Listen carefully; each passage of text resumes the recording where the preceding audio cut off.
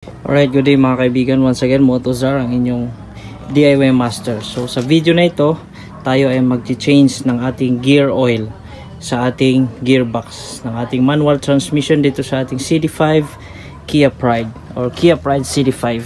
So ito yung gagamitin ko, SAE 90 pang transmission kasi ito mga kapatid. Hindi tayo gumagamit ng 140 kasi pang differential po yun. So SAE 90 tayo para sa ating transmission. Syempre di ko alam kung kailan ito last na change oil sa kanyang gear oil, kaya tayo na lang ang mag change oil para mapanibago din yung langis, hindi lang sa makina.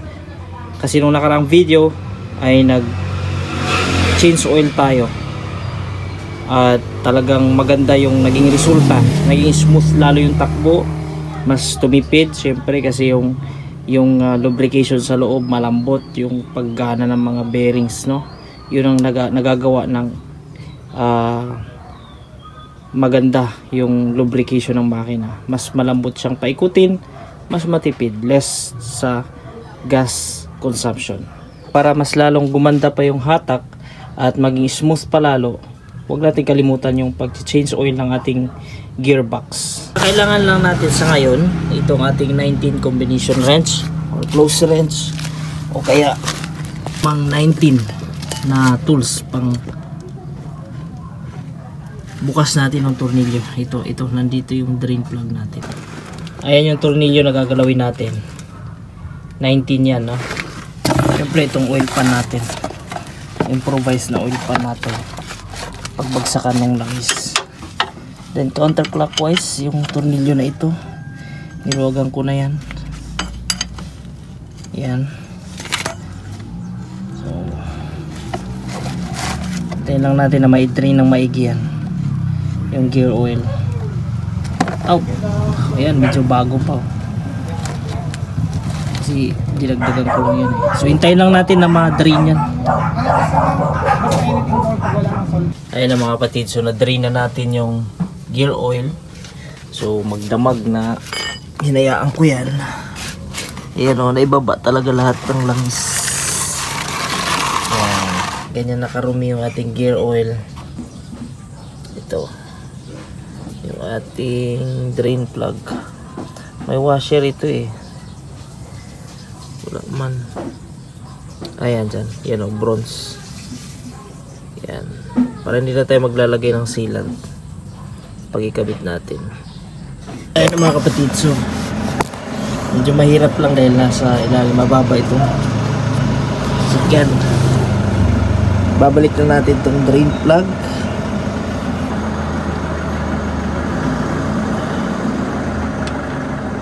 Yun, hindi ko na kasi tinaas itong sasakyan kaya medyo nahirapan tayo. Yan mga kapatid, na-drain na yan sigurado kasi kahapon natin inumpisahan to ng tanghali, tapos maghapon, tapos magdamag. Posibleng di na-drain yan. Okay. Yan. Yan, higpit na. Karga na natin ang langis.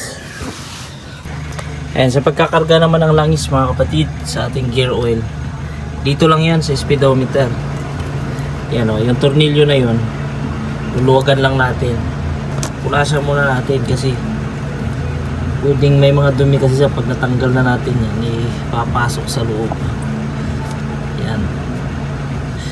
So sa manual natin, 2.5 liters yung nakakarga natin, no? Sundin lang natin yung nasa manual. So okay, maluwang na siya. Pwede lang kamayin. Ayan, pagka natanggal nyo na yung tornilyo na ito, hugutin nyo lang yung speedometer pataas. Tapos yan na yung butas, yan na yung lagayan mismo ng gear oil. Ito yung G's. Ito lang yan kapatid. Yan o. Yan. Ito yung itsura niya.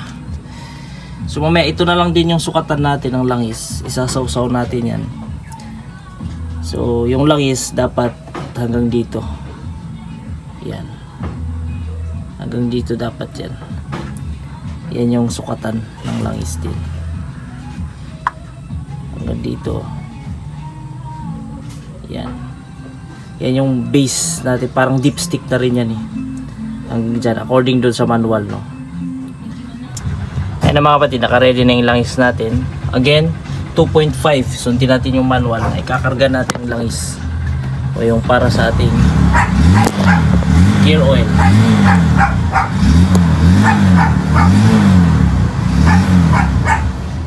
So yan, pinesto ko na lang yung cellphone dyan sa taas. Malaki naman yung butas, kaya idaan na lang natin sa butas diretso. Diskartehan nyo na, bahala na kayong dumiskarte. Pwede kayo gumamit ng imbudo, pero ito sa akin hindi na, kasi yan lang oh. Yan, malaki naman yung butas eh. Karga na 1 litro. Pangalawa. Okay. Pangalawa yan. 10.5 dito, kalahating litro. Mag-iwan tayo ng kalahating litro. Ayan, nag-iwan tayo ng 500 ml. So 400, 450, 500. Ayan. So naikarga natin 2.5 liters mga kapatid. Linisan ko na lang to. Sigurado yan, nandito na yan. Tapos babalik natin. Kung titingnan natin dito, nasisilip ko na yung langis. Yan o. Ayan. So okay na, 2.5 kinarga natin sa ating gearbox para sa ating manual transmission.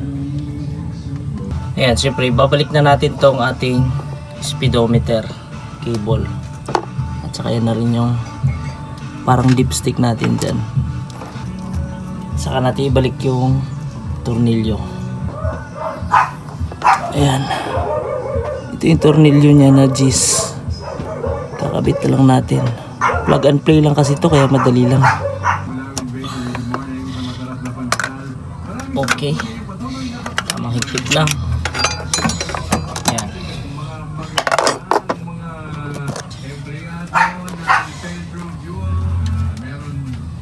So okay na. Once again, yung ginamit natin is SAE 90 pang transmission yan. So goods na goods yan mga kapatid. Tested ko na rin yan sa owner ko dati.